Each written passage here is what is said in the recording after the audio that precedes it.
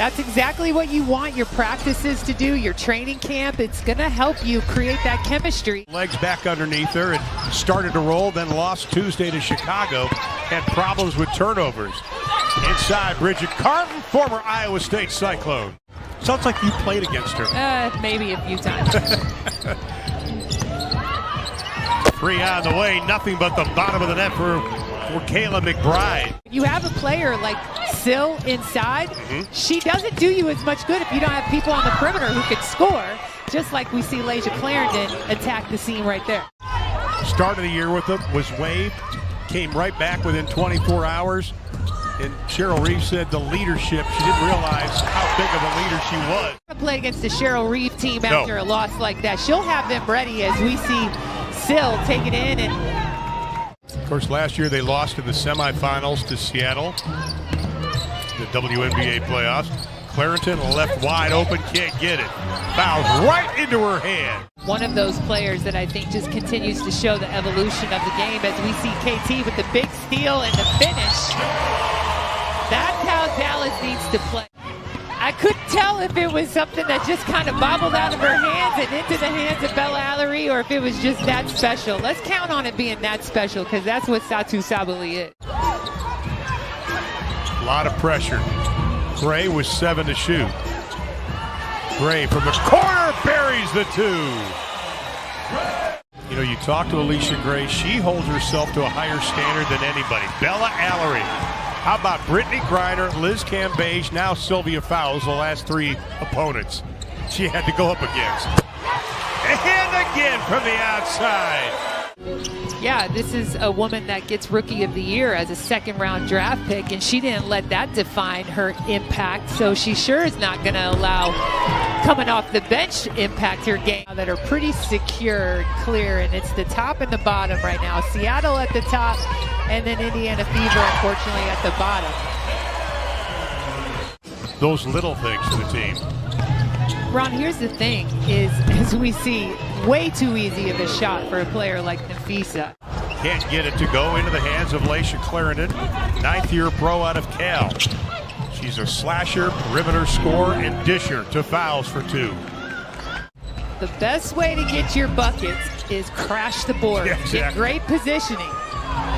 Izzy Harrison, count the basket, and she'll go to the line. Foul will be on Fowles, and that'll be her second. That thumb surgery, Natalie Achunwa, want to see you back on the court as quickly as possible. Boy, Fowles, once she gets her position, forget about it. Dallas has trailed by as many as 9, 2.5 gone by here in the second. Clarendon just blows right around Ty Harris. He no doubt is feisty. There's no question Layshia Clarendon will commit to competing every single possession. Those are good misses. They're reboundable misses if the offense is anticipating. Minnesota now out rebounding Dallas inside with a left hand, Collier. And Minnesota has proven this season to struggle guarding in the scoring in the half court. Bridget Carlton couldn't stop. Gray did. Gray hits. Dallas is the #1 rebounding team in the league this year. That is something that Greg Bibb, the president general manager, said they were going to address. They did, and it's come to fruition. Outside, Kayla McBride. It's off of a Dallas make. They're pushing it up the court, finding quick early buckets. Thornton knocks down the 3. I think this is a good problem that Dallas has a lot of people in the arena, but I really do enjoy hearing Cheryl Reeve yell at her team as much as I enjoy seeing Mo Jeff. Bryant Jefferson, her first field goal of the ball game. The floater, oh, that's a pretty shot by Kayla McBride out of Notre Dame. If you're Dangerfield, maybe the ref gets distracted somewhere else. Here you go. Dangerfield, 5'5", Alicia Gray. Coming alive with 7 points here in the opening half. Biggest lead was 14. It is now down to 5. Make it 7. Collier, nice shot. Great communication on these switches and rotations out of Dallas. Clarendon, no. Offensive rebound. Fowles rolls it over the front of the rim. Poor Jack. Yeah. 60 seconds left in the second. Clarendon likes that little pump fake, and she gets it to go. Not only did she play in the game, in this league, but she really understands how important her composure is. Same starting five that began the game for Dallas.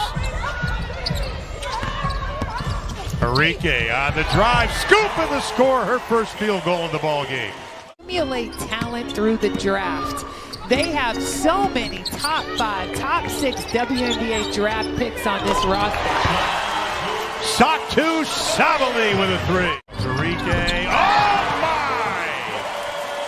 Okay, Enrique. You can't back off of Enrique when she's got that ball on the floor. Especially at that three-point line. She's going to let it fly. Enrique on the drive. Count it! Timeout, Minnesota. But they haven't found the confidence from the three-point line to exploit it. There's the unicorn, gives it up. Enrique, 4-3! Enrique with 10 in the third quarter. To say the least. Well, understand the position as well. Leisha had the responsibility of knowing their entire offense over half of the sets as well. Enrique. Good defense by Collier. Charlie Collier. She rolls it over the front of the rim. Charlie Collier. Collier, last 2 games coming in today, was 5 for 5, and the 3 gives Minnesota the lead right back. Dallas with the basketball. Quick pull-up. Enrique knocks it down. Start of the game, 0 for 4 shooting, is 5 for 5. Another way you can tell how much a team's bought in and how much they're growing is how they come out of timeouts. And we're seeing Dallas tonight come out of timeouts as Leisha Clarendon also finds. You can hear her talking defensively all the way up from where we're at. Harrison, nice move with the left shoulder. Vicki Johnson saying what's impressed her about Enrique, her dedication to defense this year. From the outside, Dangerfield for 3. Enrique thought she had it.